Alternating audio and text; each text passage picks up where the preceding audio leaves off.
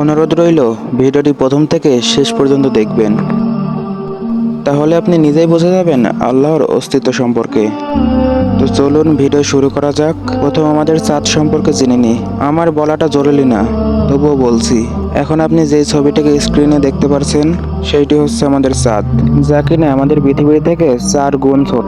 শুধু এটুকুই না, এটা সিরিস এবং প্লুটো নামের গ্রহ থেকে বড়। এরপর মার্কিউরি, সেটা তার থেকেও বড়। এরপর গ্যানিমেড, যা আমাদের চাঁদের থেকে অনেক বড়।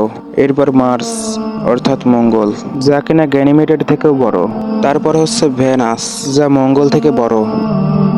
তারপর হচ্ছে আমাদের পৃথিবী, যা কিনা ভেনাস থেকেও বড়। এরপর কেপলার, যা আমাদের পৃথিবী থেকে কয়েক গুণ বড়।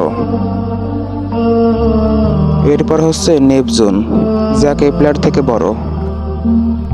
এরপর ইউরেনাস, যা নেপচুনের থেকেও অনেক বড়।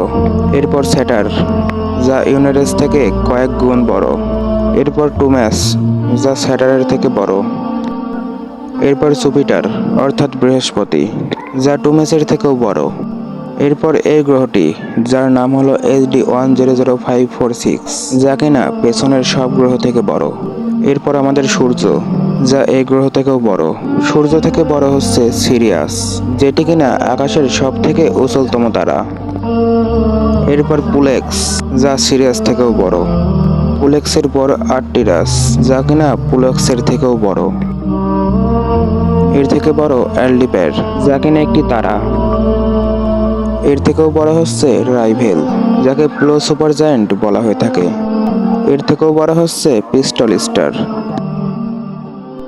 এর থেকেও বড় হচ্ছে এলডারিস। আর এর থেকেও বড় মেটাল জাস, যাকে রেড সুপার জায়ান্টও বলা হয়। এরপর ক্যানিস মেজারিস, যা এই সকল তারার মধ্যে অনেক বড়। আর এর চেয়েও বড় ইউএসকেটি। এই সকল তারা আমাদের গ্রহ থেকে অনেক অনেক অনেক বড়। এবারে ভিডিওটিকে আমরা জুম আউট করতে করতে পুরো বিশ্বের আকারটিকে দেখতে যাচ্ছি। কি এই মহাবিশ্ব, কত বড় এই মহাবিশ্ব, শুধু দেখুন ভিডিওটি। এরপর হয়তো আপনার নিজের ভেতর থেকেই উত্তর চলে আসবে আমরা এই মহাবিশ্বের তুলনায় কত নিম্ন। এখন যে দৃশ্যটা আপনি দেখছেন, সেখানে লাখো কোটি তারা রয়েছে। এটি হচ্ছে আমাদের গ্যালাক্সি। সেখানে লাখো কোটি তারাগ্রহ যে যার অবস্থানে আছে। আর এই কোটি কোটি তারা এবং গ্রহ মিলে তৈরি আমাদের এই মিল্কিও গ্যালাক্সি। এটি হচ্ছে আমাদের মহা আকাশ, যার কোনো সীমা নেই, যেখানে রয়েছে কয়েকশো কোটি গ্রহ নক্ষত্র। আর এটি হচ্ছে আমাদের মিল্কিও গ্যালাক্সি। এই মিল্কিও গ্যালাক্সির পাশে রয়েছে আরও একটি গ্যালাক্সি, যার নাম অ্যান্ড্রোমেডা গ্যালাক্সি, যা কিনা আমাদের মিল্কিও গ্যালাক্সির থেকেও 4 গুণ বড়। না জানি এরকম কত গ্যালাক্সি আমাদের মিল্কিও গ্যালাক্সির পাশে রয়েছে।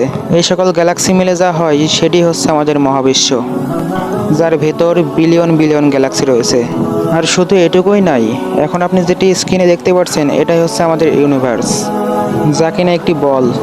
না জানি আমাদের ইউনিভার্সের মতো কত লাখো কোটি ইউনিভার্স রয়েছে। আর এই কোটি কোটি ইউনিভার্স মিলেই তৈরি হয় একটি মাল্টিভার্স। হয়তো এই মাল্টিভার্সের পরেও একটি সুপারভার্স রয়েছে, যেখানে হাজার মাল্টিভার্স আছে, বিলিয়ন বিলিয়ন মাল্টিভার্স আছে। এটিই হচ্ছে আমাদের মহাবিশ্ব, যার কোনো সীমা নেই। খুব অবাক হচ্ছেন তাই না? এখান থেকে মাইক্রোস্কোপ লাগিয়েও যদি আপনাকে খোঁজে, আপনার অস্তিত্ব কেন আমাদের গ্যালাক্সিকেই খুঁজে পাওয়া যাবে না। ভিডিওটি দেখে কি একবারও মনে হয়েছে এগুলো আসলে কোথা থেকে? এগুলো নির্ধারণ করছে কে? কে বানালো এই মহাবিশ্ব? এত বড় স্পেস, এত বড় জায়গা কিভাবে চলছে?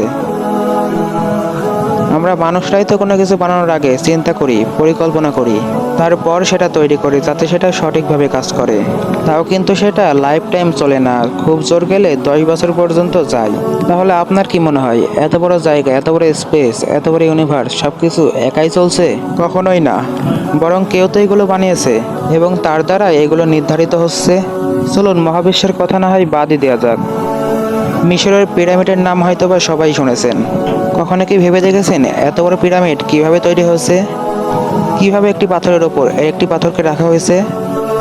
যেখানে একটি পাথরের সর্বনিম্ন ওজন 5 টন, সেখানে কিভাবে তৈরি হয়েছে এই পিরামিড? পিরামিডের কথা বাদে দিলাম, আপনি কি স্টোনহেঞ্জের নাম শুনেছেন? স্ক্রিনে যে ছবিটি দেখতে পাচ্ছেন এটি হলো স্টোনহেঞ্জ। কখনো কি ভেবে দেখেছেন এইভাবে সাজানো পাথরকে একটির উপর একটি রাখা হয়েছে কিভাবে? কে রেখেছে? কি এইগুলো? প্রতিটা মানুষ তার নিজের জায়গা থেকে আলাদা, কারোর সাথে কারোর হুবহু মিল নেই। এই মহাবিশ্বে লাখো কোটি গ্রহ রয়েছে, সবাই নিজের জায়গায় ঘুরতে থাকে। কখনো এমন হয়নি যে একটি গ্রহ নিজের জায়গা থেকে অন্য জায়গায় চলে গিয়েছে। আমাদের বেঁচে থাকার জন্য খাবারের প্রয়োজন হয়, আর এই খাবার আমরা পৃথিবী থেকেই পেয়ে থাকি। আমরা বাতাসের মাধ্যমে নিঃশ্বাস নিয়ে থাকি, কিন্তু আজ পর্যন্ত এই বাতাসকে কেউ দেখতে পারেনি। এই পৃথিবীতে বেঁচে থাকার জন্য যার যতটুকু প্রয়োজন ততটুকুই রাখা হয়েছে। তাই তো অক্সিজেন, পানি, বায়ু কোনোদিন শেষ হয়ে যায় না। যদি এইসবের একটিও কম বেশি থাকতো তাহলে পৃথিবীতে জীবের অস্তিত্ব থাকতো না। পৃথিবী তার নিজ গতিতে 30 কিলোমিটার/সেকেন্ড গতিতে ঘোরে। পৃথিবীর ঘোরা যদি একটু কম বেশি হতো তাহলে আমরা সুশৃঙ্খলভাবে বাস করতে পারতাম না। সূর্যের ক্ষতিকর রশ্মি থেকে বাঁচার জন্য পৃথিবীতে ওজোন স্তর রয়েছে।